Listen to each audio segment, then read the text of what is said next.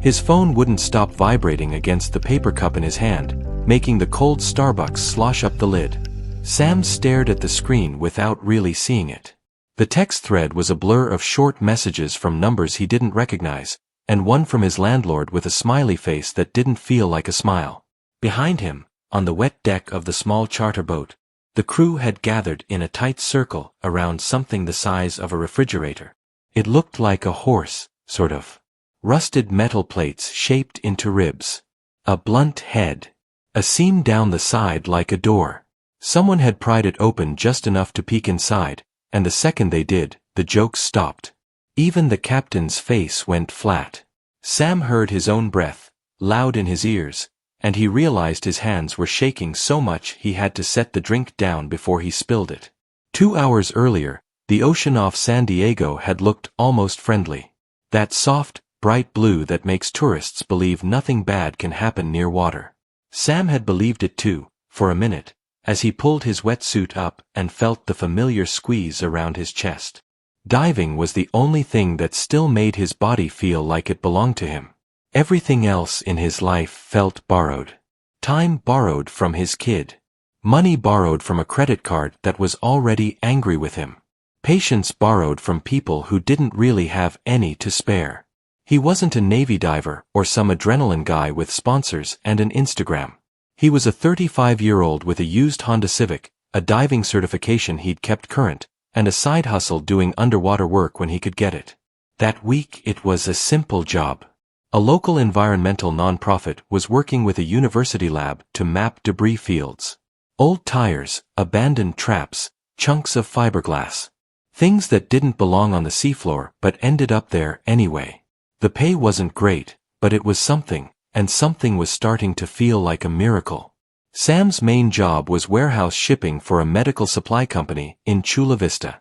It was steady hours, decent benefits, and a boss who mostly left him alone. But steady didn't mean safe. After his divorce, every number in his life had shifted in a way he couldn't fully explain to anyone without sounding like he was making excuses. Child support. Rent that kept rising. Gas that never stopped. Groceries that seemed to double while his paycheck stayed the same. He did the math late at night on his phone, one eye open, while his apartment felt too quiet. The math always ended with him staring at the same minus sign. On the boat that morning, he tried to be normal. He laughed when the captain, Pete, told the same story about a seal that had stolen his sandwich years ago. He nodded when a grad student named Marisol explained the grid they'd be scanning. The nonprofit guy, Dean, handed out laminated maps and spoke in that careful way people talk when they want to sound professional but also friendly. Sam listened, but half his attention was on the knot of worry in his stomach. His daughter, Lily, was 7. She had a gap in her front teeth and a habit of pressing her forehead against his when she got tired, like she was trying to borrow his calm. On Mondays and Wednesdays he picked her up after school, and on those nights the apartment felt like a real place. It smelled like microwave popcorn and the strawberry shampoo she used. But this week was tight. So tight he'd told her he couldn't take her to the zoo like he'd promised. He'd watched her face change in a split second, the way kids try to hide disappointment because they don't want to make you feel worse. It made him feel worse anyway. It made him feel like he was shrinking. The dive itself was routine at first. The water got colder as he went down, the world turning quieter and heavier. His breathing sounded like someone else's, mechanical and steady. Below, the seafloor spread out in a dim, rippling plain. A few patches of kelp moved like slow hands. There were fragments of human life everywhere. A cracked plastic chair. A bent shopping cart. Fishing lines snagged on rock like spiderwebs. Sam worked the grid like he was supposed to, marking coordinates and filming with a small mounted camera. And then, near the edge of a deeper trench, he saw the shape. At first it looked like a sculpture someone had dropped on purpose, like the kind of oversized public art that ends up in weird places because a city got excited and then forgot. The outline was unmistakable even under silt. A horse, crouched awkwardly, built from plates and welded bars. Not graceful. More like something designed to be moved, not admired. There were loops on its sides like handles. The metal was pitted and greened with age, but the form held. Sam swam around it slowly, feeling the strange mix of curiosity and caution that always came with unexpected finds. He wasn't scared of the ocean. He was scared of what people did with the ocean. What they left behind and pretended they didn't. He flashed his light along the horse's side and saw a seam. A clear line. Intentional. A latch, half hidden beneath growth. The thing wasn't just a sculpture. It was a container. He should have left it alone. That was the smart thing. That was what the training said. Don't touch unknown objects. Don't play hero. Mark it and report it. But his brain was tired, and his life felt like it was made of doors that stayed shut no matter how hard he pushed. The latch looked simple, like it was meant to be opened. Like somebody wanted someone to open it. He didn't open it down there. He wasn't reckless. He tugged on the latch just enough to confirm it moved, then backed off. He filmed it from multiple angles, got the coordinates, and ascended. On the surface, the boat rocked gently, sun bright enough to hurt his eyes after the dark. He climbed aboard, stripping off his mask. Marisol leaned over him immediately, excited. Sam pointed at the map with a gloved finger and said, "I found something weird." They replayed the video on Dean's tablet, crowded shoulder to shoulder. The horse filled the screen, ghostly and heavy. Pete let out a low whistle and tried to make it a joke. "Well, that's new." Dean's excitement had an edge to it. "We should report this," he said, already dialing someone. His voice was careful, like he didn't want to say the wrong thing and get in trouble for even being near it. An hour later, a larger boat arrived with 2 county officials and someone from the harbor police. There was no dramatic siren. No movie music. Just men and women in sun-faded uniforms doing their jobs with tired eyes. They asked Sam questions. How deep? How long? Did he touch it? Did he see markings? Sam answered, watching their faces for clues and finding none. They attached straps and used a winch with slow, patient force. The horse rose from the water like a confession. Seaweed hung from it in long strings. It smelled like old pennies and salt. Up close, it looked less like art and more like equipment. The kind of thing built to survive. Pete set it on a tarp near the stern. Everyone stood back, not because they were told to, but because their bodies decided for them. The seam down the side was clearer now. The latch was dented, like it had been forced before. There were scratches around it, little half-moons in the metal, as if someone had tried to open it with the wrong tool and gotten mad. Sam's phone vibrated again, urgent and non-stop. He didn't check it right away. His eyes were on the horse. His mind was doing that thing it did when he was overwhelmed, jumping ahead and imagining consequences. News stories. Questions. Paperwork. Time off work he couldn't afford. A custody schedule disrupted because he got pulled into something. His ex, Rachel, saying, "Why do you always have chaos around you?" One of the officials, a woman with her hair in a tight bun, crouched beside the seam. She slid a small camera probe into a gap where rust had thinned the edge. She watched the tiny screen in her hand. Her face changed, and it wasn't fear exactly. It was something colder. Like recognition. She stood and said quietly, "Nobody touch this. Step back." Pete's mouth opened like he wanted to argue, then shut. Marisol's hands went to her chest, fingertips pressing her sweatshirt like she was trying to keep her heart from running away. Dean stopped breathing for a second. Sam felt his throat tighten. Nobody had screamed. Nobody had run. But the air on the boat had changed. Everyone had gone pale in the same slow way, as if the color had simply decided it didn't want to stay. Sam finally looked at his phone. A voicemail notification from Rachel. 3 missed calls. And 1 text that just said, "Lily has been asking for you. Are you okay?" He stared at the words and felt the weight of his life settle back onto his shoulders, heavier now because it was mixing with whatever was inside that rusted horse. He thought about how he'd wanted something to change. How he'd wanted a door to open. He didn't mean this kind. The horse never made the evening news the way Sam expected. There was no headline screaming about secrets of the sea or ancient myths reborn. Instead, there was a short local segment buried between traffic updates and a feel-good piece about a rescue dog. The reporter stood on the dock with wind in her hair and said words like unidentified metal structure and under investigation. The clip showed only a blurred outline and a harbor police logo. Sam watched it on his cracked phone while sitting in his car outside his apartment, the engine off, the radio silent. He felt both relieved and strangely disappointed, like something important had passed him by without fully arriving. The calls didn't stop though. Not from the media. From people whose voices sounded careful and practiced. County offices. Environmental groups. A man from a federal agency who wouldn't say much but asked Sam to recount everything again, slowly. Each time Sam told the story, it changed a little in his own head. The horse became less mysterious and more solid.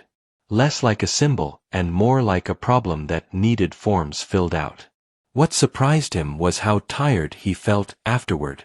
Not the good tired you get after physical work, but the kind that sinks into your bones. He went to his warehouse shift the next day with a headache he couldn't shake. The forklifts beeped. Boxes slid along rollers. Someone microwaved fish in the break room and nobody said anything, because nobody ever did. Sam moved through it all on autopilot, nodding when his supervisor asked if he was good to stay late. He wasn't. He left on time and picked Lily up from school, the sun already dipping low. She ran to him with her backpack bouncing and launched herself into his arms. He caught her, felt the familiar jolt in his shoulder, and laughed despite himself. In the car, she talked about a spelling test and a girl who had cried in class and how the teacher had let everyone draw quietly afterward. Sam listened, really listened, because it was the one thing he could still do well without thinking too hard. At home, Lily did homework at the small kitchen table while Sam heated frozen pizza. The apartment hummed with ordinary sounds. The fridge kicking on. A neighbor's TV through the wall. Lily humming a tune she'd made up. Sam leaned against the counter and watched her, feeling that mix of gratitude and guilt that never quite left him. He wanted to protect this normal, boring evening more than anything. After Lily went to bed, Sam checked his voicemail. The federal guy had left another message, asking him to come in for a conversation the next morning. No pressure, the man said. Just routine. Sam sat on the edge of his bed and rubbed his face with both hands. Routine had a way of turning into something else. The next morning, he took the bus downtown instead of driving, trying to save gas. The bus was crowded in that quiet way, everyone staring at their phones, headphones in, eyes half closed. Sam found a seat near the back and stared out the window as the city slid by. Coffee shops opening. A woman walking a dog in pajama pants. A man arguing softly into his phone at a crosswalk. Life moving on, indifferent. At one stop, an older man got on and hesitated, scanning for a seat. Sam stood without thinking and offered his. The man nodded thanks and sat, setting a canvas bag at his feet. Sam grabbed a pole and swayed with the bus. It was nothing. A reflex. He didn't expect anything back. A few stops later, the bus lurched hard, and the man's bag tipped over, spilling papers onto the floor. Sam crouched and helped gather them. Diagrams. Notes. Printed emails. On top was a black and white photo of something metal and horse-shaped on a dock. Sam froze, then looked up. The man met his eyes, surprise flickering across his face. "You're the diver," the man said, not loudly, but with certainty. Sam straightened slowly. "I guess so." The man smiled, tired but kind. "I'm Alan. I work with maritime history and, lately, with people who clean up other people's messes." He gestured to the photo. "That thing has been keeping me up." They stood there as the bus rolled on, the city blurring past. Sam felt a strange pull to talk, like he'd been holding something in too long. Alan didn't rush him. He just listened, nodding, asking simple questions. How long Sam had been diving. Whether he'd seen anything like it before. What Sam thought it was. I don't know, Sam said honestly. I keep thinking it's supposed to mean something. But maybe it's just something someone built and dumped. Alan chuckled softly. Most things are. They got off at the same stop. Outside, the air smelled like coffee and car exhaust. Alan adjusted his bag and said, "Look, I can't tell you details. But I can tell you this. Whatever that horse is, it's not ancient. It's not a prank. And it's not about treasure." He paused. It's about people trying to hide parts of their lives. Sam felt a knot tighten in his chest. Does that mean I'm in trouble? Alan shook his head. No. It means you did your job. And you did it right. He hesitated, then added, if things get stressful, and they will, remember that you don't have to carry it alone. It wasn't a big speech. It wasn't advice that fixed anything. But it landed. Sam watched Alan walk away, blending into the crowd, and felt something shift just a little. Like a window cracked open in a room he'd been holding his breath in. At the federal office, the conversation was calm. Questions, answers, signatures.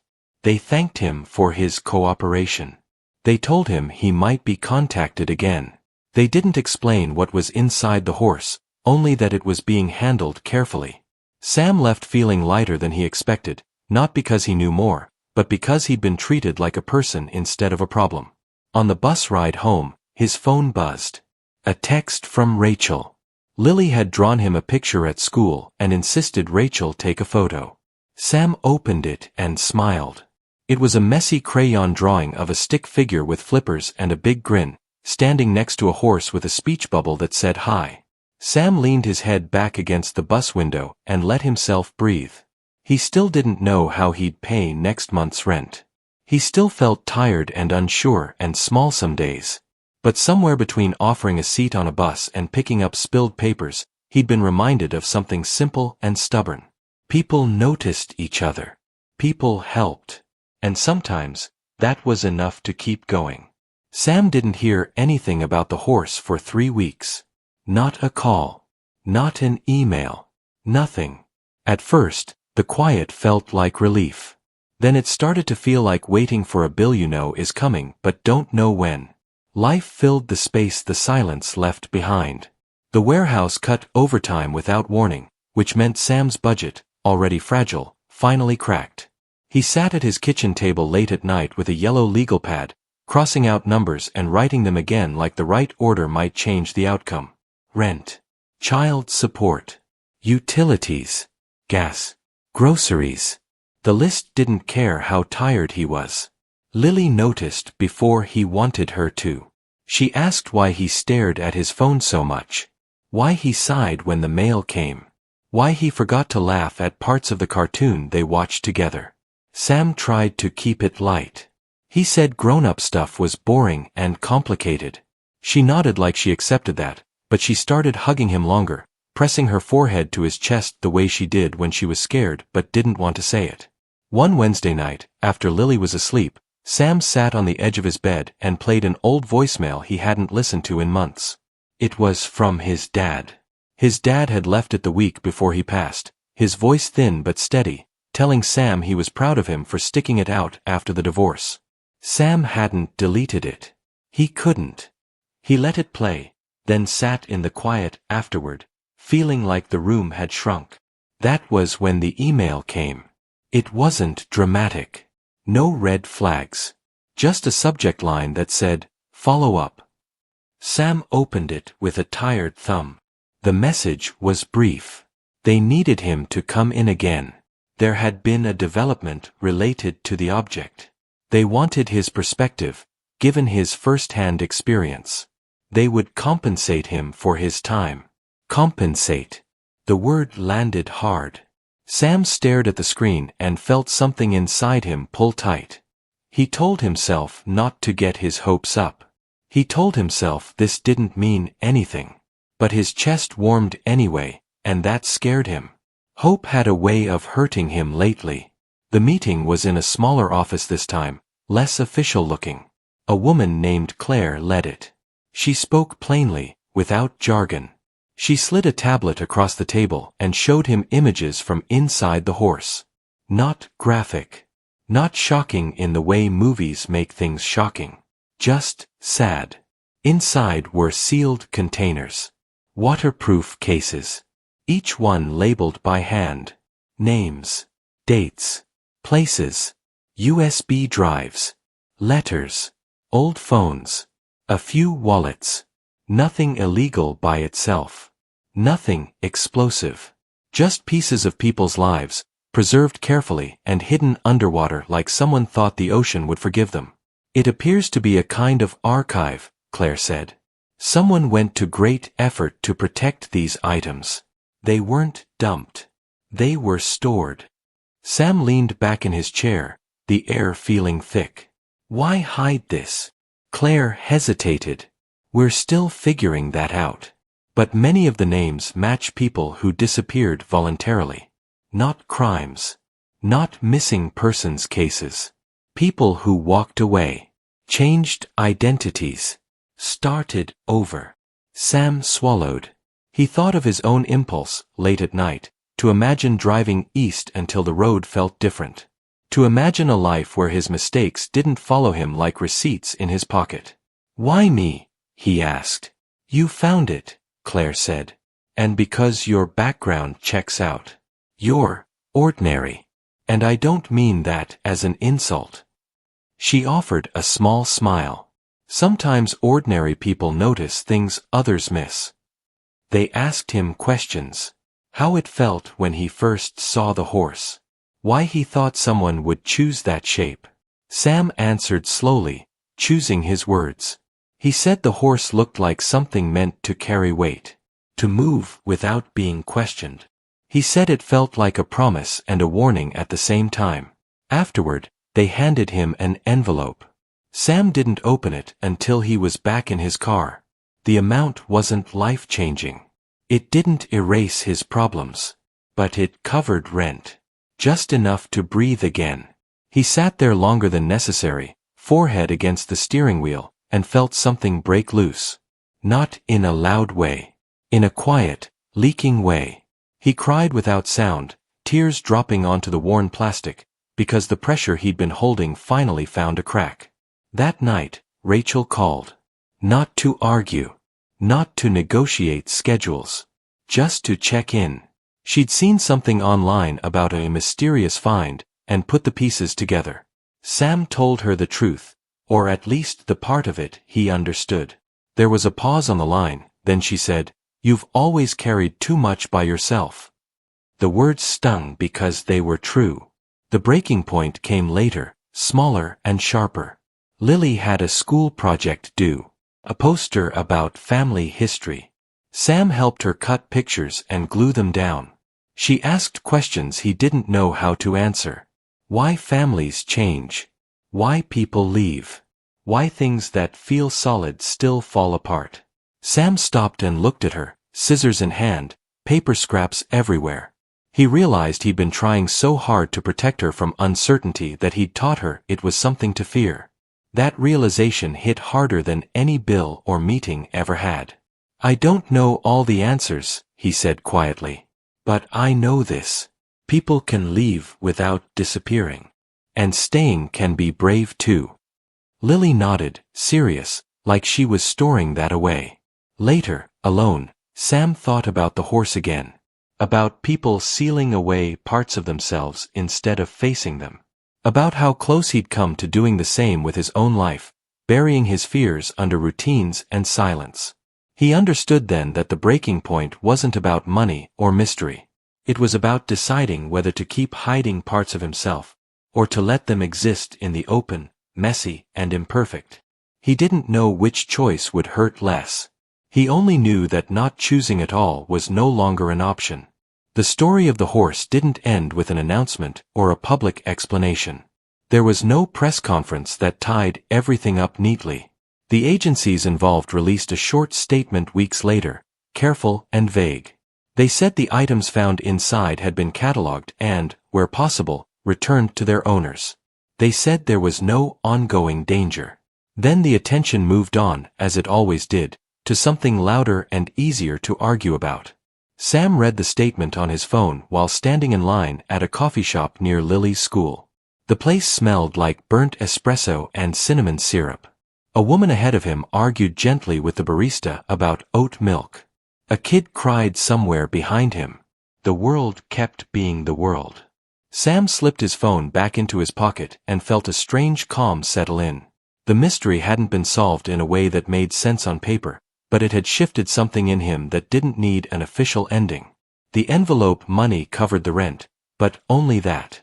It didn't fix the future. Sam still woke up early to make lunches and late to check his bank app with a knot in his stomach. He still worked the warehouse and picked up dive jobs when they came.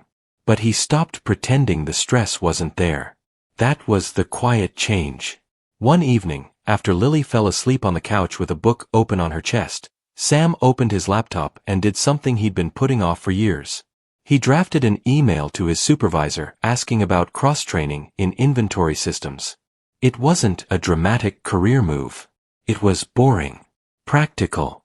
The kind of thing you only do when you finally accept that waiting for rescue is not a plan. The next day, his supervisor replied with a simple okay and a schedule. Sam felt ridiculous for how relieved he was. A small win. That was it. Just a small, ordinary win. The phone call came a week later, unexpected and soft. It was from Claire. She thanked him again for his help and told him that some of the items from the horse had been reunited with their owners. Not all. Some people couldn't be found. Some didn't want to be. But a few had responded. One man had cried when he got his old phone back, she said. It had photos he thought were gone forever. A woman had recognized her own handwriting on a letter and asked them to destroy it instead of returning it. People are complicated, Claire said. Yeah, Sam replied. They really are. After the call, Sam sat on the edge of his bed and thought about what he would put inside a horse if he ever had the chance. Not what he'd hide, but what he'd save.